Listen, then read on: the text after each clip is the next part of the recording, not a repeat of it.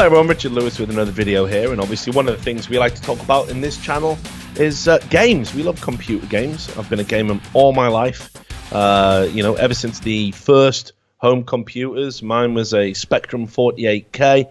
I've talked a lot about the golden age of gaming.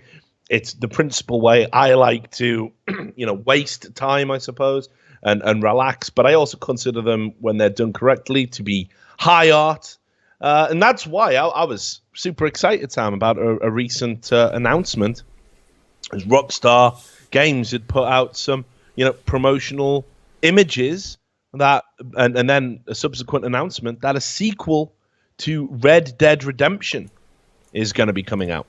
Yeah, this game was sick. I remember I used to play this on Xbox all the time. We talked about this personally because I got super excited to see it come out. Hopefully on PC this time, although I don't think anything's been announced yet.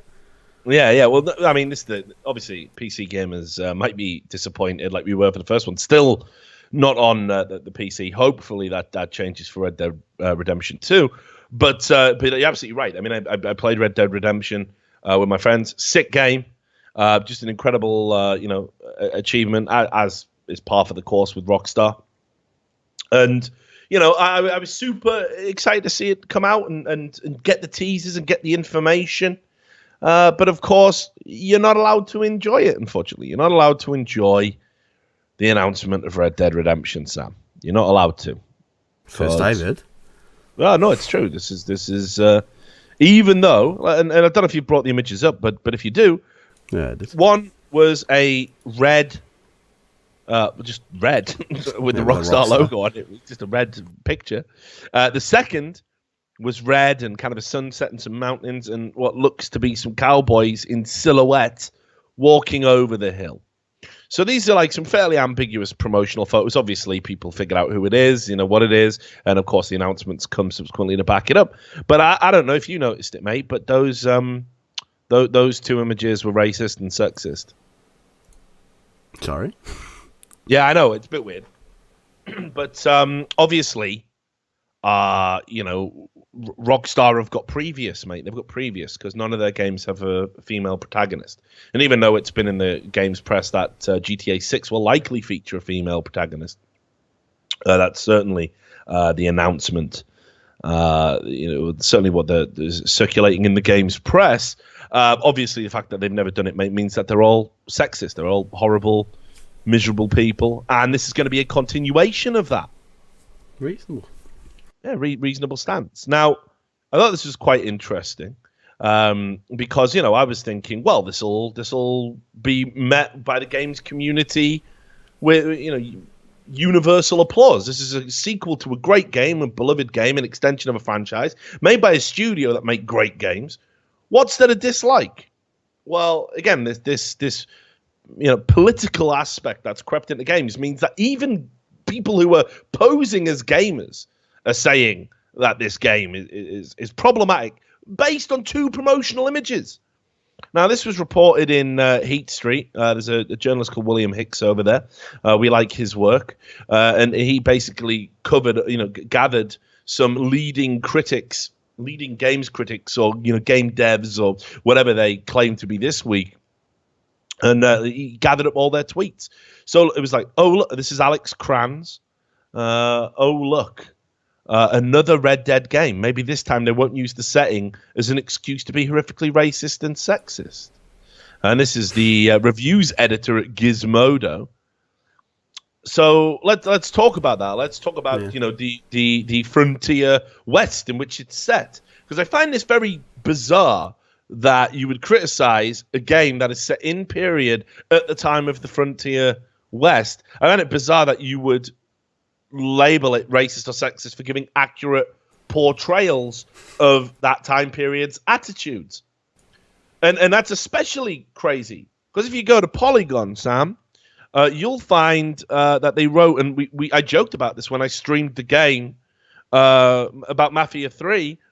Polygon were praising Mafia 3 for confronting players with the horror of racism. The protagonist is a mixed race, a Vietnam veteran, who everywhere he goes is met with racism. And it's set in the American South. Well, it's actually meant to be New Orleans. specifically, but it's a fictional place. But it's set in New Orleans in 1968, a place that kind of very fictionalizes New Orleans in 1968, where of course they did have racial segregation. And I thought actually that Mafia 3 was really over the top and not realistic in its depiction of racism. There's some subtle bits, like, for example, you could go into a restaurant in Mafia 3, and if you as a black gentleman, if you're in a restaurant where you're not allowed to be, they'll call the police. And I think, and they'll be like, you need to leave, no Negroes allowed, this kind of thing. I suppose that's an interesting, in fact, that's an interesting environmental mechanic. Where it gets really OTT is that all of the Dixie Mafia characters, which is the first gang you have to go up against, they're all such caricatures of redneck racists. Like, probably like, and yet I'm going to kill me a black. Like, it's just, what is this? Like, that isn't an accurate depiction of racism at all. That's actually cartoonification of a very serious issue. And I think it actually detracts from it, because the point about racism is racists aren't cartoony, inbred, toothless idiots. Not a lot of the time. It's institutional racism that's the real problem, where it's supposedly educated, enlightened people that perpetrate it. So I thought this kind of like, was a bit ridiculous. And then there's the police. And every time you're in trouble with the police, it comes, we got a colored boy running around with a gun, gonna go get him. It's like, what, there's not one police officer in the whole game that would refer to a suspect as a black male. Not one. Has to be Negro or colored boy or something. So I thought it was really OTT. I thought the game was super preachy as well, because the very first thing, and again, people can, I think we might put a highlight together of the stream that I did of the game, but people can see this. The first thing you're greeted with is, we are sorry about the racism in this game, but we feel it's essential to depict it accurately. We're not sorry about the violence, which is unbelievably excessive in Mafia 3. Because the game lacks any realistic plot, the stealth mechanics are flawed and broken, you actually just have to kill everyone pretty much that you see. You creep around. You have the option to toggle off fatal and non-fatal takedowns, but the fatal takedowns are like something out of Manhunt, mate. You go up behind people with a fucking knife, gouge out their fucking spine and shit like that. And everyone, no apologies for that, but hearing, contextual, time appropriate, historically appropriate racism is a trigger point. Yet back to Red Dead Redemption, according to Alex Kranz, being horrifically racist and sexist is bad. I think I saw someone complaining about, there's a mission where obviously anyone who's watched any kind of fucking old movies, the twirling mustache villain, back in the silent movies, he would kidnap a woman and tie her to the train tracks, and the hero would come and get the woman off the train tracks. Change the signal at the last time the train goes down the track. Right, exactly. Now that's terrible writing, but at the time it's actually genius if you think about it, because it's a very simple way to create tension, create a rush against time. This is why people did it. Plus, it shows off the full range of movement, of moving cinema. This was very engaging for audiences at the time. And there's a mission like that in Red Dead Redemption, and people were complaining about it, saying it's sexist, it's violence towards women. They're not even understanding the entire historical contextual point of it, how it's a little nod to the past. Now, Brianna Wu, again, a friend of ours. One of our favourites. Yeah, one of our favourites. Somebody who said, because I wrote for Breitbart, I shouldn't be on an esports panel, because obviously my over a decade experience in esports is suddenly invalid because of the publication I choose to write for. Because who wants a meritocracy? Yeah, who wants that, right? And I said, last Red Dead... Oh, here you go. Here's the tweet in question. Last Red Dead Revolver game rewarded kidnapping a woman, tying her to a railroad track and murdering her with a train. Just not into it. Well, yeah, again, it's not quite the full story, is it? And it's not like the violence was overwhelmingly exclusive towards women. In fact, male-on-male violence makes up the vast majority of the game. And let's not forget that the protagonist, and spoilers, guys, the protagonist, who is somebody who has led a life of violence, gets wrecked at the end, gets killed in an unwinnable battle. There is a karmic repercussion for a life of violence. The game's quite clear about that. So you can see here, somebody was talking about, what's the title going to be? Red Dead Revolution, Red Dead Revenge, Red Dead Reloaded, Red Dead Reborn, Red Dead Repent, Red Dead Rebuttal, Red Dead Regeneration. And someone replied with, how about Red Dead Racism? Good one. Got him. Just reminds me of the gif for the monkey, just the sad, that old noise. Yeah. Yep. Good one. Wah, wah, wah, wah. I mean, you know, and it's what I don't understand. I don't understand how. I mean, for starters, we have no idea what color any of the protagonists actually are, because we've only got silhouettes to go off. For all we know, the protagonist could be black or Hispanic. You know, there could be Mexicans in this gang. You know, it makes an allusion to the Magnificent Seven. There's no way of knowing one way or the other what color the protagonists are. But again, we're just going to assume the worst so we can have our little fake outrage culture. And again, obviously, people pointed to have Rockstar ever had a female playable character in their games? I gave up on them years ago. Well, I mean, you know, actually, if we just move away from that at the moment and accept that there's no obligation on behalf of a games developer to have a female protagonist as a matter of course. You don't, you know, it's art, it's creative. It would be like saying an author, 50% of his books have to feature, 50% of the books have to feature a female protagonist as well as a male protagonist. You know, and the same thing. If there was a female writer who wrote about women for women, nobody would go, your books are all about women and they're all about women's topics. Can you stop that, please? Can you start writing some male? You wouldn't do it. You just wouldn't do it. And somebody replied to that by saying it's the most pathetic fucking thing. They're clear passive aggressive supporters of Gamergate.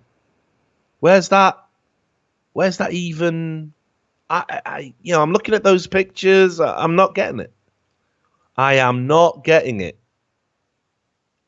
So I'm not getting it. So it's very, very strange. And again, keep in mind, Mafia 3, which has really over-the-top cartoony racism for large parts of the game, but apologizes for the racism that they've put in the game, is praised for being a great game because that it includes, it's praised for being a great, a racism simulator or whatever, right? But it's just meant to be a game. It's actually a terrible game. I mean, I've already tuned the fuck out. I was going to ask you, actually, how is it? Is it dog shit?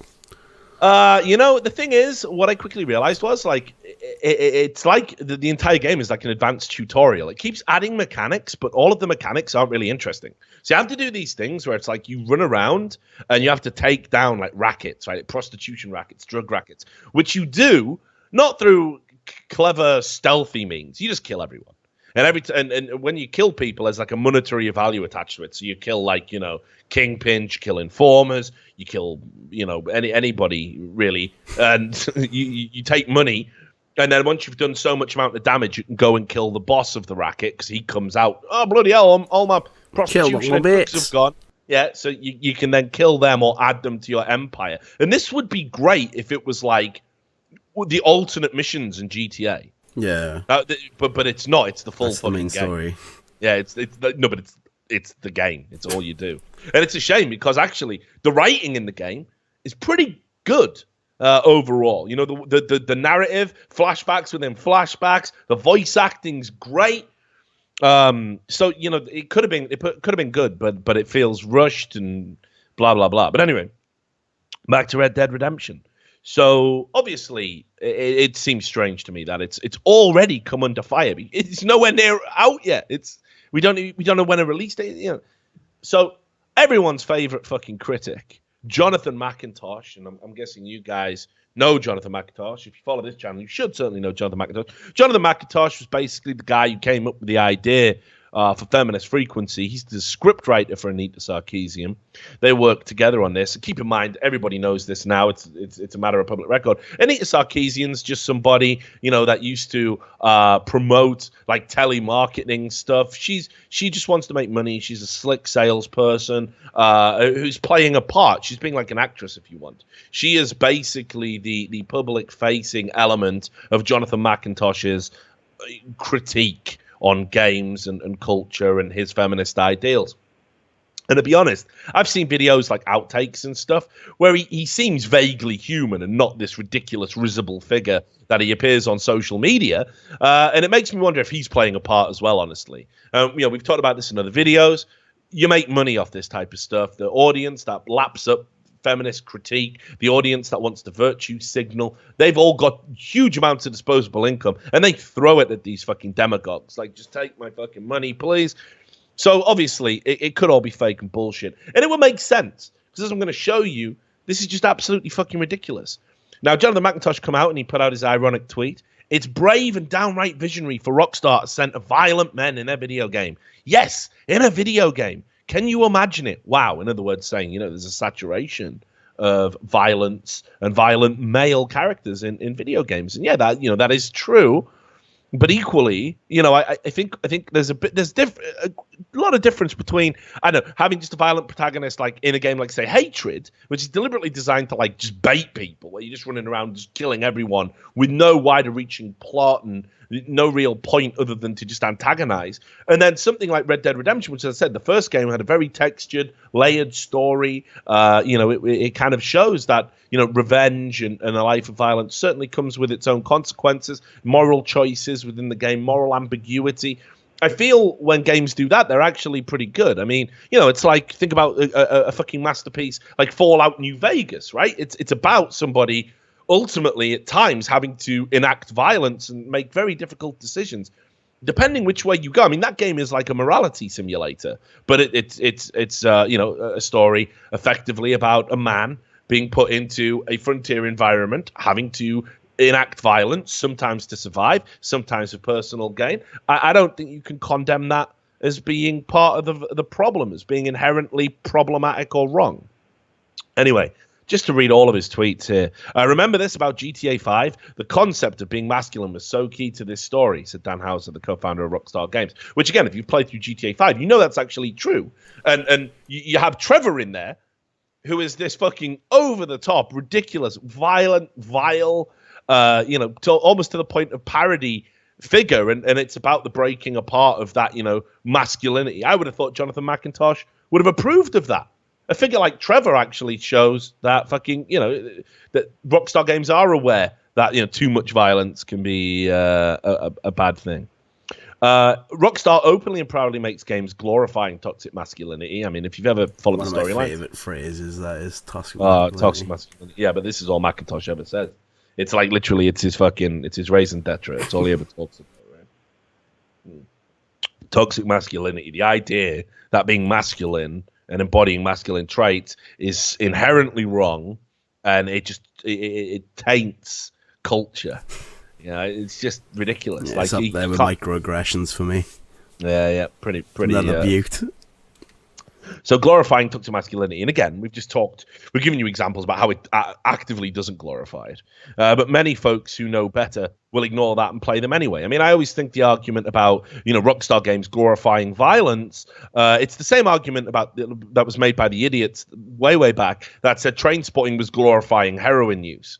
And people actually made this argument publicly. Now, if you've ever seen Trainspotting, there's a scene where a dude who is coming off heroin has to put opiate suppositories up his arse to avoid withdrawal. Anybody who's done opiates know they make you incredibly constipated. And when that wears off, the shits are coming, brother. The shits are coming. The opiate shits. The opioid shits. It's no joke. You are going to go, and it's with the thunder. So there's a scene where Renton, the main character, has to drop his trousers and he shits like just, and it's a horrible toilet. It's fucking gross. he's going off like a fucking firecracker, and of course his suppositories have fallen out, so he has to go back and get them. He's got to go and get his suppositories, so he fishes through a toilet which was already rotten to the core and filled with turds and all sorts, and he has to fish through his own liquid shit to get suppositories and put them back up his arse to avoid heroin withdrawal. Later in the movie, a baby dies for living in squalor and degradation. People tried to make the argument that this was justifying heroin use. And the same idiots that can't understand texture and nuance, layering of a story, are the same people that believe Rockstar Games are glorifying violence universally across the board. The gaming industry will not stop glorifying violent, toxic forms of masculinity until critics stop accepting it as just part of the deal. Well, how about critics just shut the fuck up and critique the game for the game? Maybe a little bit of storyline critique is appropriate, but how about that? And how weird it is as well that you haven't called out, people praising Mafia 3. We'll bring it back. We'll bring Mafia 3 back. Big AAA release. It hasn't said there. I mean, that guy is a fucking killing machine. This is a guy who survives. The main character survives being shot in the fucking head and then just goes on a killing spree. There's no like, do you want to not kill all these people because you've survived? Maybe just but nah, I'm gonna kill every motherfucker and take over crime in this city. Is that not toxic, mate? You gonna call that out? Nah. There should be no sacred cows for cultural and media critics. I'd welcome a game critically exploring the concept of being masculine, but Rockstar just wants an excuse to glorify toxic male behaviors. In this visionary new video game, you play as a seeking retribution, and the list is warrior, soldier, vigilante, cowboy, knight, space marine. Yes, those are all tropes, but we see plenty of games that actually subvert that. And you know that, but you don't want to talk about it. Now, just a little aside about Macintosh. For somebody that fucking talks about violence, it's very strange because he has these hypocritical standpoints. I'm just going to give you an example of one. You remember, I don't know if you remember this guy, Sam. There was a guy called Osama bin Laden. Do you remember him? Yeah, I remember him. Yeah, he was like shitty. The BBC presenter. Oh, no, sorry, wrong guy. No. He did a lot of videos, though. All right, yeah. But, he looked kind of like, a homeless Gandalf character. Yeah, I remember. Lived in a cave. Yeah, nice guy. Yeah, you remember him? Yeah. So there was this guy called Osama bin Laden. Dead now. Dead, and killed for crimes against humanity and being involved in terrorism. Now, Macintosh said, I'm not going to celebrate the killing of any human being, regardless of how reprehensible they might have been. And I suppose that's a very humanist stance. Yeah. As somebody that's extensively studied Buddhism, I suppose I can say, yes, congratulations to you. That's a very enlightened approach. Yet, when Christopher Hitchens died, what did Jonathan McIntosh have to say about Christopher Hitchens? Christopher Hitchens, a man not involved in terrorism, a man who seemed to be reviled by a lot of leftists because he started out on a very leftist bent and then turned and decided to support the war in Iraq, which was a big stumbling block for a lot of people who like his work, which is interesting because a lot of his work was about respecting dissenting opinions and respecting arguments based on their merits. And you can see here he says that Christopher Hitchens was a despicable, vile, warmongering, hateful human being. Good riddance. Which, I don't know, is that good riddance? Isn't that like a celebration? And of course, Christopher Hitchens died, tragically before his time, due to cancer, due to a horrible illness. And good riddance to that hateful human being. Osama bin Laden, though, all right, nice guy, according to Jonathan McIntosh. So understand that it's no surprise that Red Dead Redemption comes out, right, or gets announced. Everyone's up in arms about, violence. We don't even know how much violence is in the game. It's not out yet. Racism. We have no idea about the diversity in the cast of this, it must be stressed, fictitious game. Sexism. We have no idea what kind of role women are going to play in it. It's not out yet. We know nothing about the storyline. It's this preemptive outrage. But I thought this was especially fucking interesting because you have Macintosh literally supporting real violence. So understand, he's just had a massive hissy fit, full crying,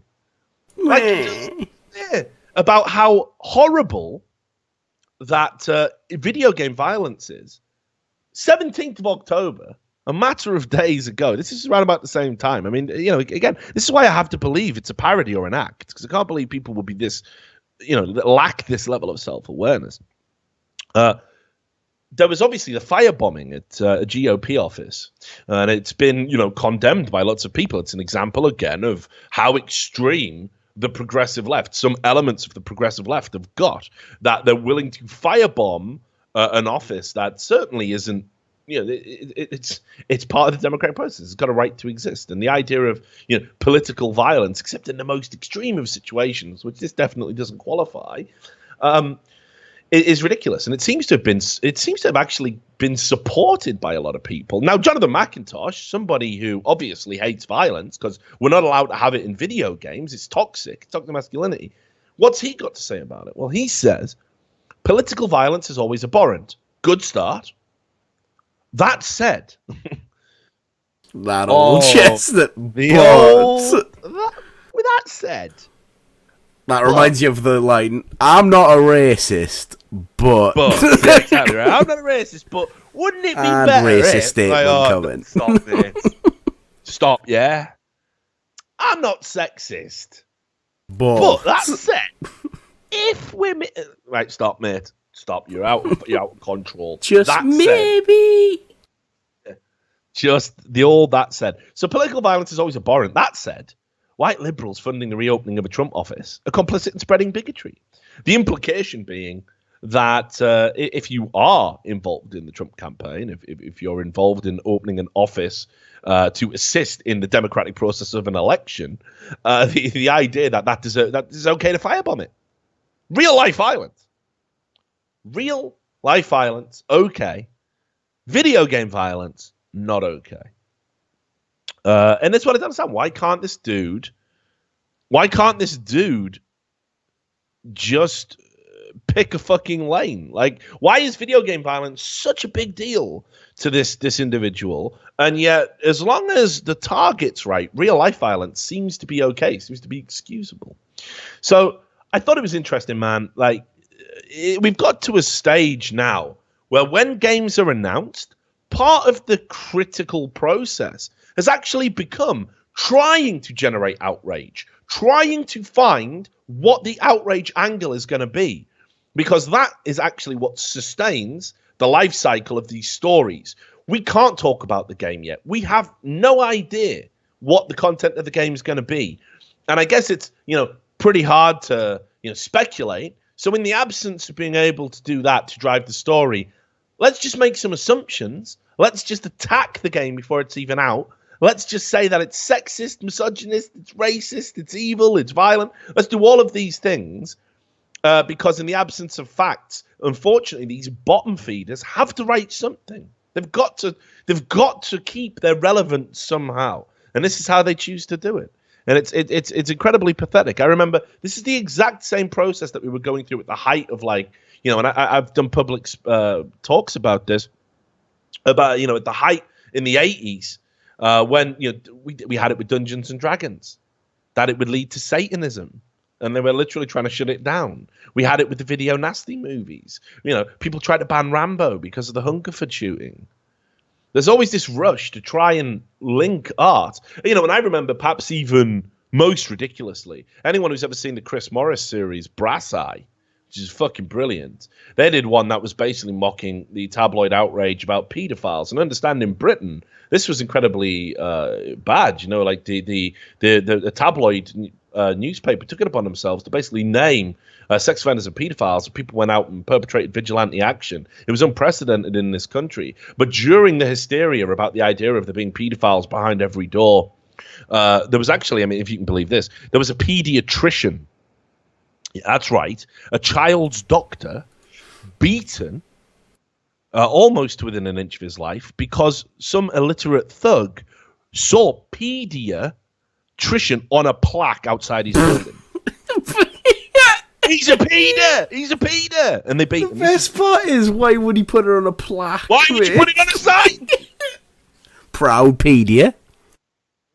Unreal, isn't it? And anyway, the point of that story is that fucking back then, the tabloids, to break down what was a critique of tabloid culture, they actually attacked it and they pretended that there was something salacious or sexual about this Chris Morris paedophile special. I remember one newspaper ran a story basically saying that copies of the video of that special were being circulated amongst paedophiles in prison. There's absolutely nothing titillating about it whatsoever. But that's the lie. That's the lie. And this is what people have done. This is how the media operates. It's about synthesizing the outrage because outrage sells. Outrage can last a long, long time. It's a strong emotion. It doesn't fizzle out. Actually talking about the facts and just judging art on its own merits, not quite as interesting, not quite as profitable. So anyway, me and Sam, what we're going to do is when the Red Dead game comes out, hopefully on fucking PC, Rockstar. Otherwise, me and Macintosh might have to team up and come and get you. But we're going to definitely be looking forward to that and playing that, probably streaming it. Hopefully, it comes out soon because it's a great fucking game. And it's definitely not racist, sexist, or anything else. Anyway, thanks for watching this video. We'll see you on the next one.